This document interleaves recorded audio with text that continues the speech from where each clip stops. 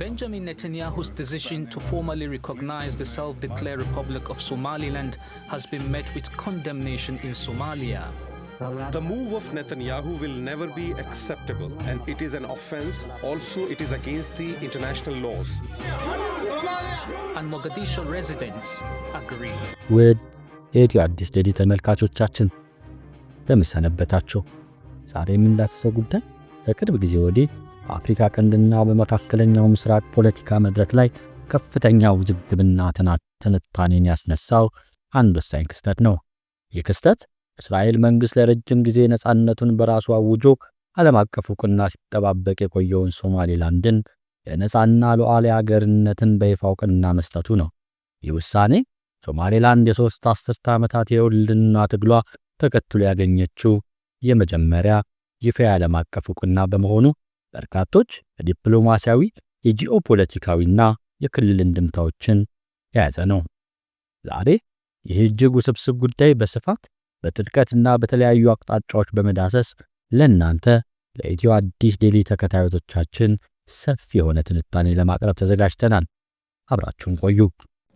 And Israel has become the first country to recognize Somaliland as a sovereign state. Now this move marks a major diplomatic shift. የሶማሌላንድ ማንነትና የሉዓላዊ ጉዞ ከቀኝ ግዛት እስከ ራስን መወሰን። ይህንን አሁን የተፈጠረውን አዲስ የዲፕሎማሲያዊ ሁኔታ ለመረዳት በመጀመሪያ የሶማሌላንድ ታሪካዊ ዳራ፣ ጂኦግራፊያዊ አቀማመጥና የፖለቲካ ማንነትን በጥልቀት መዳሰስ ተገቢ ነው። የሶማሌላንድ ከዋናው የሶማሊያ ክፍል በስተሰሜን የኤደን ባህረ ሰላጤ ዳርቻ ላይ የምትገኝ በከፊል በረሃማ የሆነች አካባቢ ናት። ይህ ስትራቴጂካዊ አቀማመጥ በዓለም አቀፍ የባህር ትራፊክ ላይ ከፍተኛ ተጽዕኖ ከሚፈጥሩ አካባቢዎች አንዱ ነው።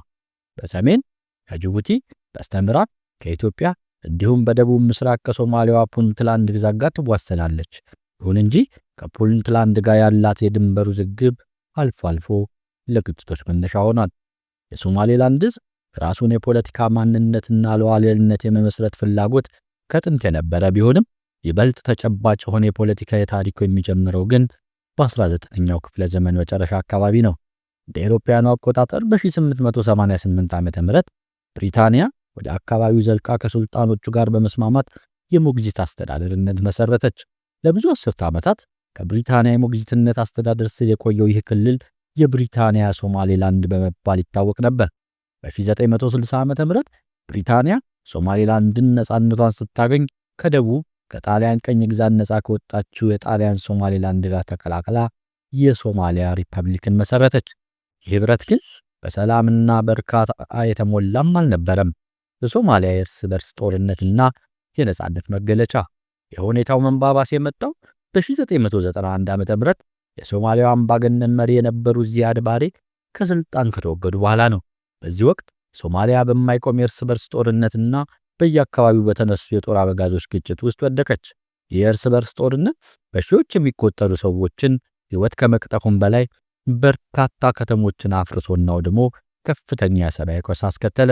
በዚህ ከፍተኛ ውድመትና ለመረጋጋት መሃል በዚያድ ባሬ ዘመን የነፃነት ትግል ሲያደርጉ የነበሩት የሶማሌላንድ ታጣቂዎችና ሕዝብ የቀድሞ የብሪታንያ ሶማሌላንድን አካባቢ ነፃ ሀገር መሆኗን በ1991 ዓመተ ምህረት በይፋ አወጁ።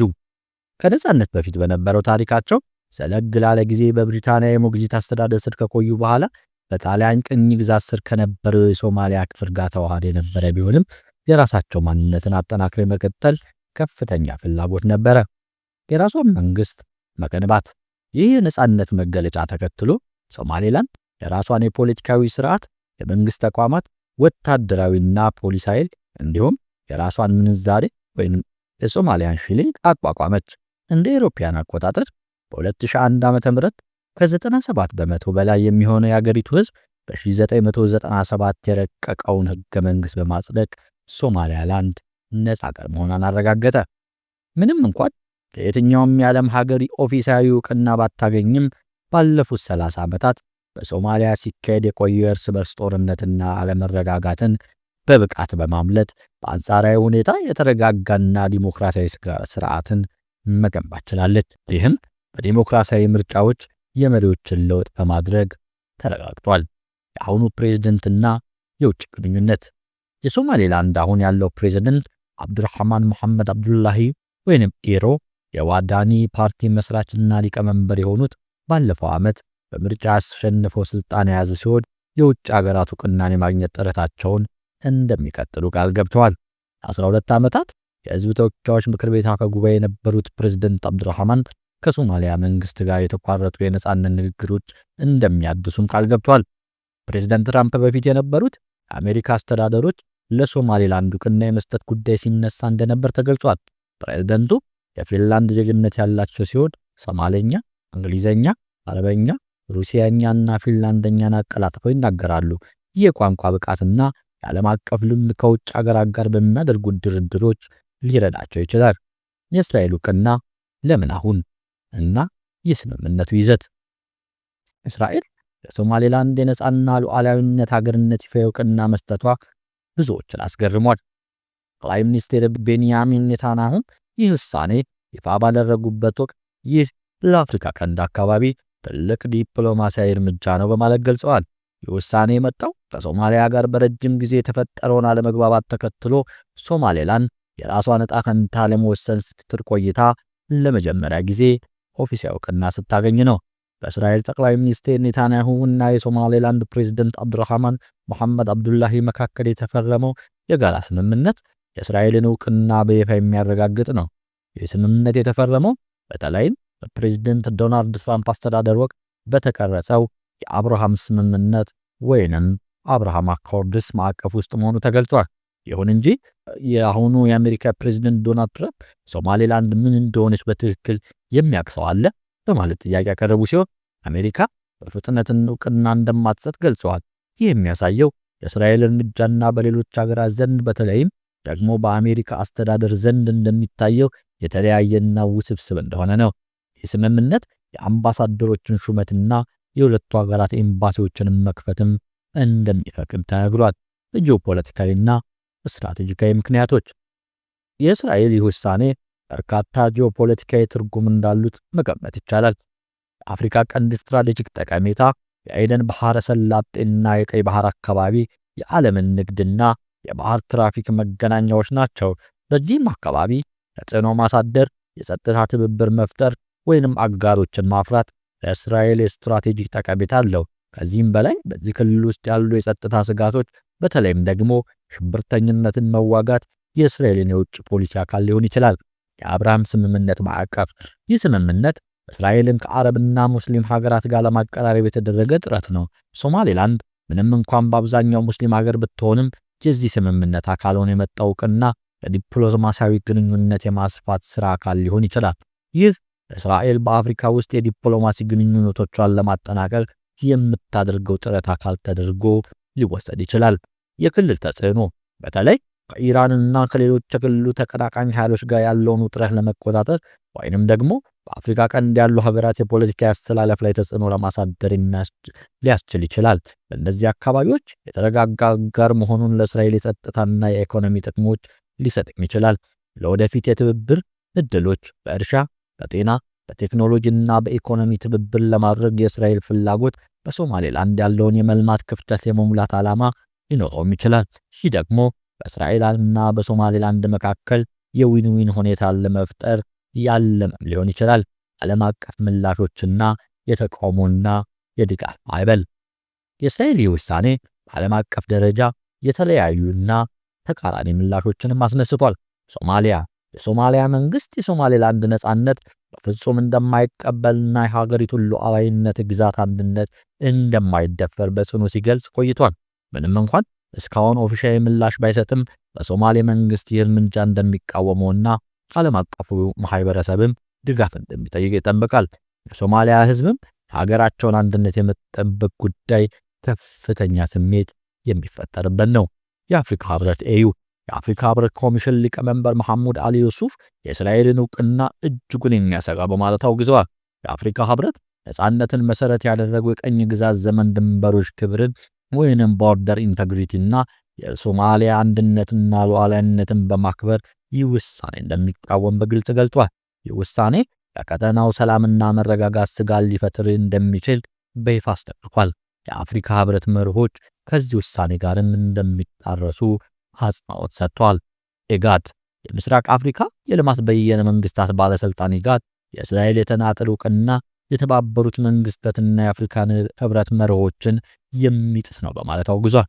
ሶማሊያን የኢጋድ አባል ሀገር በማድረግ የሉዓላዊነትና የግዛት አንድነቷን እንደሚደግፍ ገልጿል። ኢጋድ በቀጠናው ሰላምን፣ መረጋጋትንና ትብብርን እንዲሰፍን ለማድረግ ዓለም አቀፍ ስምምነቶች መከበር እንዳለባቸው አሳስቧል።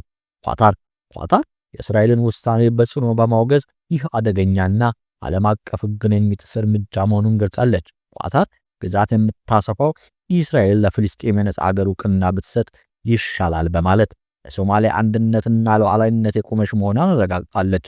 የኳታር የውጭ ጉዳይ ሚኒስቴር በማህበራዊ ሚዲያ ትስስር ገጻቸው ባወጣው መግለጫ የተናጠል እርምጃ አደገኛ ነው፣ ዓለም አቀፍ ሕግን ይጥሳል፣ የሶማሊያ ሉዓላዊነት አንድነትና የግዛትን ወሰን ይጣረሳል ብሏል።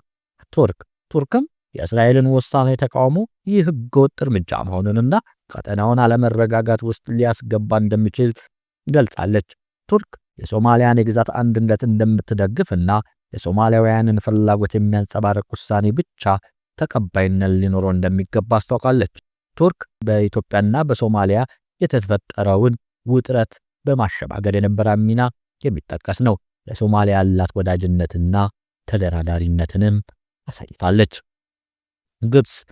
ግብጽና ጅቡቲ እነዚህ ሀገራት ከሶማሊያና ከቱርክ ጋር በመሆን የእስራኤልን ውሳኔ ሙሉ በሙሉ ውድቅ አድርገዋል። አፍሪካ ቀንድ ያለው ውጥረት እንደሚያባብስም ስጋታቸውን አስቀምጠዋል። የግብጽ የውጭ ጉዳይ ሚኒስቴር ባወጣው መግለጫ የእስራኤል ውሳኔ በአፍሪካ ቀንድ አካባቢ ያለውን ውጥረት ያባብሰዋል በማለት ስጋታቸውን መግለጻቸውን ተዘግቧል። ቻይናና ሳውዲ አረቢያ ሁለቱ ሀገራት በሶማሊያ ሉዓላዊነትና አንድነት ያላቸውን ድጋፍ ገልጸዋል። የእስራኤልን እርምጃ የተናጠልና አስገንጣይ በማለትም አውግዘዋል። የሳውዲ አረቢያ የውጭ ጉዳይ ሚኒስቴር ባወጣው መግለጫ የሶማሊያ አንድነትና የሉዓላዊነት ግዛት ያለንን ድጋፍ እንገልጻለን ብሏል። የፍልስጤም አስተዳደር ይህ ዕውቅና እንደማይደግፍ አስታውቋል። ስጋታቸውን የገለጹት እስራኤል ከዚህ ቀደም በጋዛ ውስጥ በሚኖሩ ፍልስጤማውያን ወደ ሶማሌላንድ ሊያሰፍሩ ይችላሉ የሚሉ ወሬዎች እንደነበሩ በማንሳት ነው። በማንኛውም ሽፋን ህዝባችን እንድታፈናቀል አንፈቅድም በማለት የሶማሌላንድን ስም እስራኤል ስታነሳ ነበር ስትል ስጋታቸውን አመላክተዋል። የፍልስጤም ስጋትና የጋዛ ግንኙነት የድሮ ስጋት መነሳት። ይህ ሶማሌላንድ ዕውቅና በቅርቡ ከፍልስጤም ጉዳይ ጋር በተያያዘ በተነሱ አንዳንድ ወሬዎች ምክንያት የበለጠ ስጋትን አስነስቷል። በተለይም የእስራኤል የቀድሞ ፕሬዝዳንትና የአሜሪካ ፕሬዝዳንት ዶናልድ ትራምፕ የጋዛ ነዋሪዎች ወደ ሌሎች ሀገራት ለማስፈርና ጋዛ የባህር ዳርቻና የመዝናኛ ስፍራ ለማድረግ ያሰቡት እቅድ እንደነበረ ይነገራል። ይህም ተከትሎ ፍልስጤማውያን ሊሰፍሩባቸው ከሚችሉት ሀገራት መካከል ሶማሌላንድ አንዷ ልትሆን እንደነበረም ይነገር ነበር።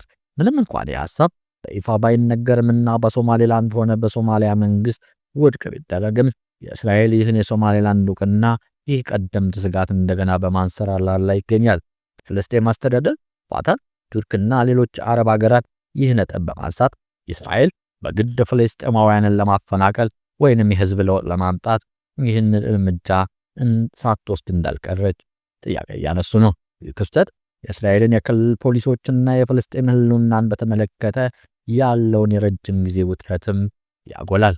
የሶማሊያና ኢትዮጵያ የመግባቢያ ስምምነት ውድቀት፣ የሉዓላዊነት ፈተና። ይህ የቅርብ ጊዜ የእስራኤል ዕውቅና ከመምጣቱ በፊት ሶማሌላንድ የዓለም አቀፍ ዕውቅና ለማግኘት በሞከረችበት አንድ ታላቅ ዲፕሎማሲያዊ ጥረት ማስታወስ ጠቃሚ ነው። እንደ አውሮፓውያኑ አቆጣጠር በ2016 ዓ.ም ሶማሌላንድ ለኢትዮጵያ የባህር ዳርቻ መዳረሻ የምትሰጥበት የመግባቢያ ሰነድ ተፈራረመች። በምትኩ ኢትዮጵያ ለሶማሌላንድ የነጻ ሀገርነት ዕውቅና ትሰጣለች ተብሎ ነበር። ይህ ስምምነት በሶማሊያ ከፍተኛ ተቃውሞ አስነስቶ ነበር። የሶማሊያ መንግስት ኢትዮጵያን የግዛት አካል ጋር ስምምነት በመፈራረም ሉዓላዊነቴን ጥሰሻል በማለት በይፋ ተቃውሟል።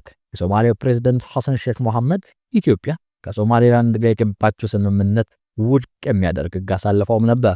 የውጥረትን ለማርገብ ቱርክ ጣልቃ ገብታ የሽምግልና ሚናም ተጫውታለች። ምንም እንኳን ኢትዮጵያና የሶማሌላንድ ስምምነት ፍጻሜ ባያገኝም ይህ ክስተት የሶማሊያን ግዛት አንድነት የመጠበቅ ጽኑ ፍላጎትና በዚህ ጉዳይ ያለውን ከፍተኛ ተጋላጭነት ያሳያል።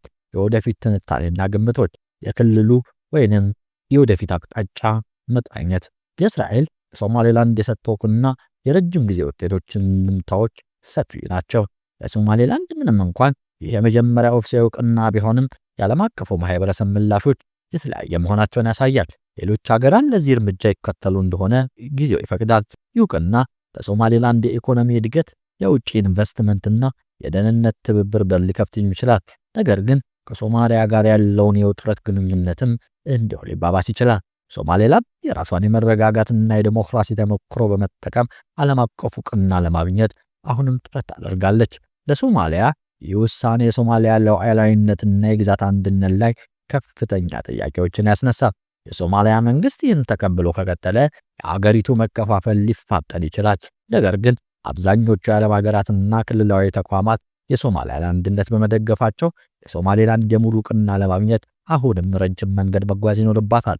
የሶማሊያ መንግስት ከዚህ ሁኔታ ጋር እንዴት እንደሚወጣና የሀገር ውስጥ አንድነት እንዴት እንደሚያጠናክር የሚወስነው ለወደፊቱ የሀገሪቱ ዕጣ ፈንታ ወሳኝ ይሆናል። ለክልሉ ወይንም የምስራቅ አፍሪካ ቀጠና የጂኦፖለቲካዊ ውድድርን ሊያባብስ ይችላል።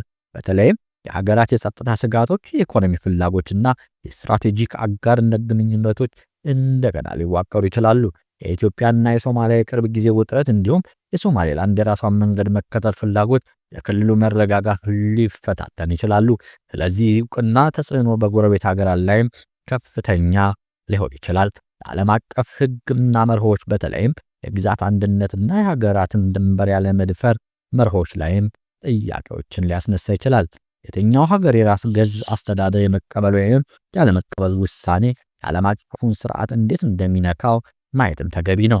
የራስን እድል በራስ የመወሰን መብትና የሀገራት ሉዓላዊነት መርሆች መካከል ያለው ውጥረት በዚህ ክስተት ይበልጥ ጎልቶ የሚታይ ይሆናል። በማጠቃለያም ያህል ለእስራኤልና ለሶማሌላንድ የተሰጠ ይፋዊ ነጻነት እውቅና በቀላሉ ሊታለፍ የማይችል ታሪካዊ ክስተት ነው።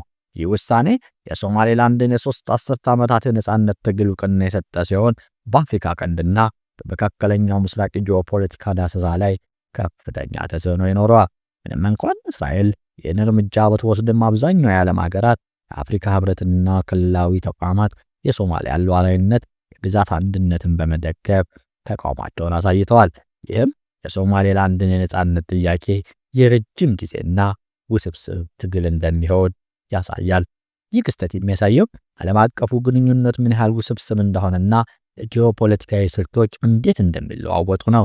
ሶማሌላንድ የእውቅና ጉዞዋን ስትቀጥል የክልሉ ተዋናያን፣ የዓለም ሀያላት ሀገራት ምላሾችና ድርጊቶች ለወደፊቱ የክልሉን ሰላምና መረጋጋት ወሳኝ ይሆናሉ። ይህ ክስተት ለረጅም ጊዜ ዓለምን ትኩረት የሚስብና የተለያዩ የፖለቲካዊ የዲፕሎማሲያዊ ውይይቶችን የሚያጭር እንደሚሆንም ይጠበቃል። ይህ ጥልቅ ትንታኔያችሁን ስለተከታተላችሁ እናመሰግናለን። በሚቀጥለው ቪዲዮ እስከምንገናኝ ድረስ ቸር እንሰንብት።